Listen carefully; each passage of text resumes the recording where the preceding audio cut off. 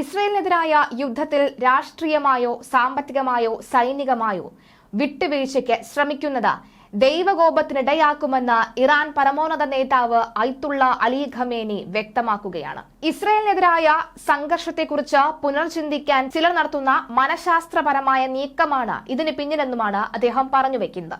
അതായത് ഒരു കാരണവശാലും ഇറാനെ പിന്നോട്ട് അടിക്കാനായി, അതായത് യുദ്ധത്തിൽ നിന്നും ഇറാനെ പിൻവലിക്കാൻ അയത്തുള്ള അലി ഖമേനി തയ്യാറല്ല എന്ന് വ്യക്തമാവുകയാണ്.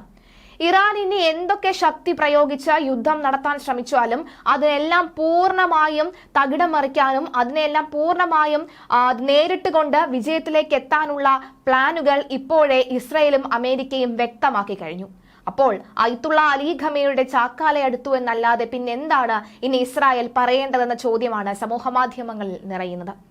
ഹമാസ് നേതാവ് ഇസ്മായിൽ ഹനിയ ഇറാൻ സന്ദർശനത്തിനിടെ കൊല്ലപ്പെട്ടതിന് പിന്നാലെ ഇരു രാജ്യങ്ങളും തമ്മിൽ സംഘർഷം തുടരുന്നതിനിടയിലാണ് ഖമേനിയുടെ പരാമർശം. ഹനിയയുടെ മരണത്തെക്കുറിച്ചുള്ള പ്രതികരണത്തിൽ ഇറാൻ നേരിട്ട് തിരിച്ചടിക്കുമെന്ന് ഖമേനി നേരത്തെ സൂചിപ്പിച്ചിരുന്നു. ഹനിയയുടെ രക്തത്തിന് പ്രതികാരം ചെയ്യേണ്ടത് കടമയായി കാണുന്നുവെന്നാണ് ഖമേനി ആദ്യം വ്യക്തമാക്കിയത്. ഹനിയ വധത്തിന് കഠിനമായ ശിക്ഷ ലഭിക്കുമെന്നും അദ്ദേഹം സൂചിപ്പിച്ചിരുന്നു. ഇറാൻ പ്രസിഡന്റ് മസൂദിന്റെ സത്യപ്രതിജ്ഞാ ചടങ്ങിൽ പങ്കെടുക്കാൻ എത്തിയതായിരുന്നു ഹനിയ. കൊലപാതകത്തിന് പിന്നിൽ ഇസ്രയേലാണ് എന്ന് ഇറാൻ ആരോപിക്കുകയും ചെയ്തു.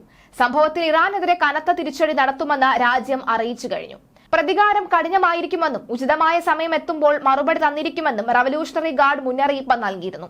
ഹനിയയുടെ കൊലപാതകത്തിന് പിന്നാലെ വീഴ്ച കണക്കിലെടുത്ത ഇന്റലിജൻസ് ഓഫീസർമാർ ഉൾപ്പെടെ നിരവധി പേരെ ഇറാൻ അറസ്റ്റ് ചെയ്തിരുന്നു. എന്നാൽ വെടിനിർത്തൽ കരാറിനായി പുതിയ ചർച്ചകളിൽ ഏർപ്പെടുന്നതിന് പകരം മുൻ ചർച്ചകളുടെ അടിസ്ഥാനത്തിൽ ഒരു പദ്ധതി അവതരിപ്പിക്കണമെന്നാണ് ഹമാസിന്റെ ആവശ്യം. US president Joe Biden May 31 നടത്തിയ പ്രഖ്യാപനത്തിന് 3 ഘട്ടങ്ങളുള്ള വെടിനിർത്തൽ നിർദ്ദേശം മുന്നോട്ട് വച്ചിരുന്നു. ജൂലൈ 2 ഹമാസിന്റെ കൂടി അംഗീകാരത്തോടുകൂടി വെടിനിർത്തലിന് കരട് രൂപവുമായിരുന്നു. യുദ്ധം പൂർണ്ണമായി അവസാനിപ്പിക്കുക, ഗസയിൽ നിന്ന് ഇസ്രായേൽ സേന പിന്മാറുക, വടക്കൻ ഗസയിലെ ഫലസ്തീനികൾക്ക് തിരികെ പോകാനുള്ള അവസരം ഒരുക്കുക തുടങ്ങിയവ ഉൾക്കൊള്ളുക എന്നതാണ് അന്നത്തെ നിർദ്ദേശം. എന്നാൽ ഈ നിർദ്ദേശങ്ങളൊന്നും അംഗീകരിക്കാൻ ഇസ്രായേൽ പ്രധാനമന്ത്രി ബെഞ്ചമിൻ നെതന്യാഹു തയ്യാറുമല്ല. ബന്ദികളെ മോചിപ്പിക്കാൻ താൽക്കാലിക വെടിനിർത്തൽ എന്നതാണ് ഇസ്രായേലിന്റെ പദ്ധതി. US state secretary Antony Blinken പശ്ചിമേഷ്യൻ പര്യടനത്തിനാണ് ഇന്ന് വീണ്ടും എത്തുന്നത്. ഇസ്രായേൽ താൽപര്യങ്ങൾക്കനുസൃതമായി വെടിനിർത്തൽ ചർച്ചകളെ മുന്നോട്ട് കൊണ്ടുപോകുക, ഇറാന്റെ പ്രത്യാക്രമണത്തിനുള്ള പ്രതിരോധ സംവിധാനങ്ങൾ ഏകോപിപ്പിക്കുക തുടങ്ങിയവയാകും ബ്ലിങ്കന്റെ ലക്ഷ്യങ്ങൾ. അതേസമയം ചൊവ്വാഴ്ച ടെൽ-അവീവിൽ ലക്ഷ്യമാക്കി 2 റോക്കറ്റുകൾ വിക്ഷേപിച്ചതായി ഹമാസ് അറിയിച്ചിരുന്നു. കഴിഞ്ഞ മെയ്യിലും ടെൽ-അവീവിലേക്ക് റോക്കറ്റുകൾ അയച്ചിരുന്നു.